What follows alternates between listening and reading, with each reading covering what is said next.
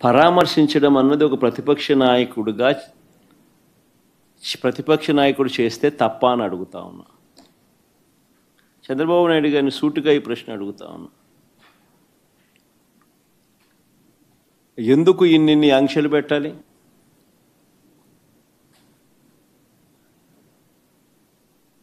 ఎందుకు పోలీసులను ఎక్కడ పడితే అక్కడ పెట్టి